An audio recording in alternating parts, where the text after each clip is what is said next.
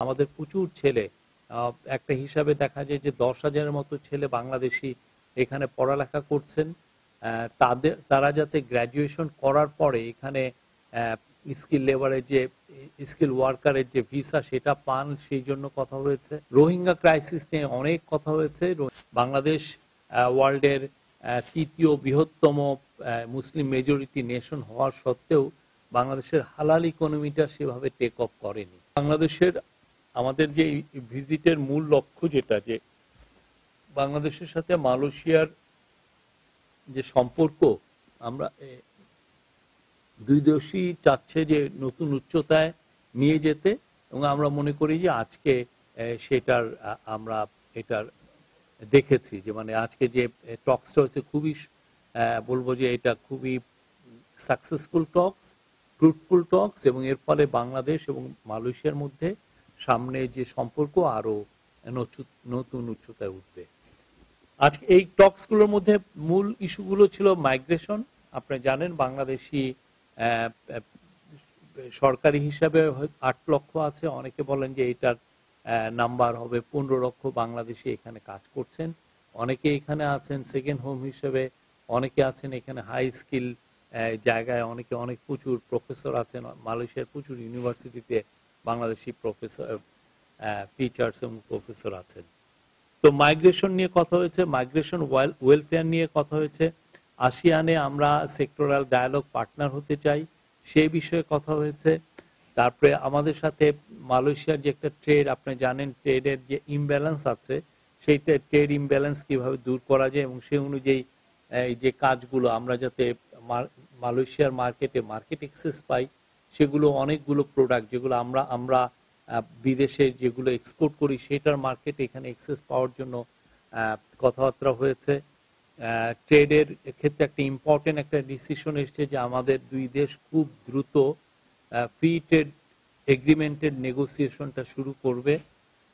Blue economy কথা হয়েছে। আমাদের ইন্টারিম গভর্নমেন্টের একটা বড় একটা মিশন হচ্ছে যে বাংলাদেশের যে ডিপসি যে আমাদের যে টেরিটরি আছে সেখানে কিভাবে ডিপসি ফিশিং কিভাবে বাড়ানো যায় সেই বিষয় নিয়ে কথাবার্তা হয়েছে। এশিয়া আলোকে চিরাং পোর্টে তাদের ইনভেস্টমেন্ট নিয়ে কথা হয়েছে।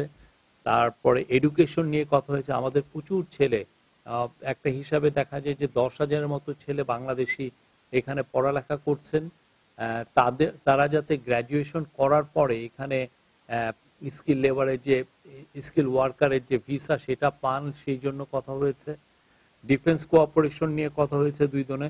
রোহিঙ্গা ক্রাইসিস নিয়ে অনেক কথা হয়েছে। রোহিঙ্গা ক্রাইসিস আপনি জানেন যে রোহিঙ্গা সেই 2017 সালে 7.5 লক্ষের মতো রোহিঙ্গা বাংলাদেশে এসেছিলেন। তারপরে আরো এই যে গত 18 মাসে আরো 1.5 লক্ষ রোহিঙ্গা এসেছেন। তো প্রায় মোর দেন 1 মিলিয়ন রোহিঙ্গা এখন বাংলাদেশে আছে, এবং এই ক্রাইসিসটা আসলে দিনকে দিন মানে আমরা এই ইন্টারিম গভর্নমেন্ট খুব চেষ্টা করছে যে এই ক্রাইসিসটা কিভাবে রিজলভ করা যায়, এবং এই রিজলভ করানোর জন্যই আনোয়ার ইব্রাহিমের সাথে এই বিষয়ে আলাপ হয়েছে। মালয়েশিয়া বলেছে যে তারা আমাদের সাথে থাকবে, এবং আমাদের সাথে ওরা এবং ইন্টারন্যাশনাল যারা এই বিষয়ে যারা ইনভলভ সবার সাথেই তারা এঙ্গেজড হবেন।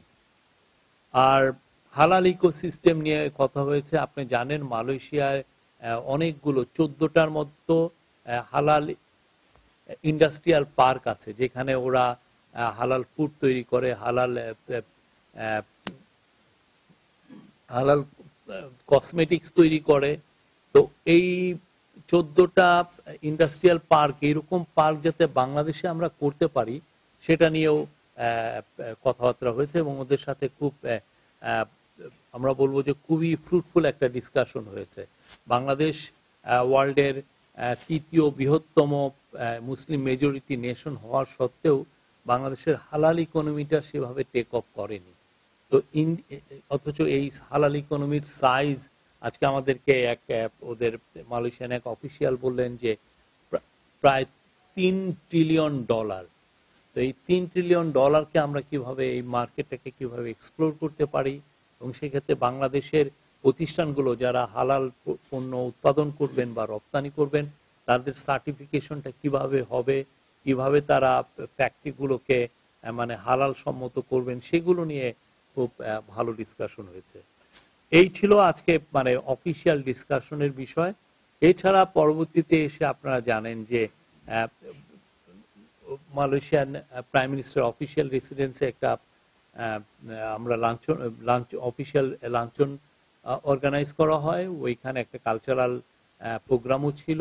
তারপরে আমরা এসে পড়ি, এখানে এসে পড়ার পরে অনেকগুলো মিটিং হয়েছে। একটা তো বিজনেসের, আপনারা জানেন যে আমাদের তরফ থেকে একটা বিজনেস ফোরামের মিটিং হয়েছে, সেখানে মালয়েশিয়ান যত বড় বড় বিজনেসম্যান তাদেরকে ইনভাইট করা হয়েছিল। সেই কনফারেন্সে প্রফেসর ইউনুস, আমাদের যিনি বিডার এক্সিকিউটিভ চেয়ারম্যান আশিক চৌধুরী এবং রবি এক্সিয়াটা, যেটা প্যারেন্ট কোম্পানি এক্সিয়াটা বেরহাত, এটার গ্রুপ সিইও বিবেক সুদ কথা বলেছেন।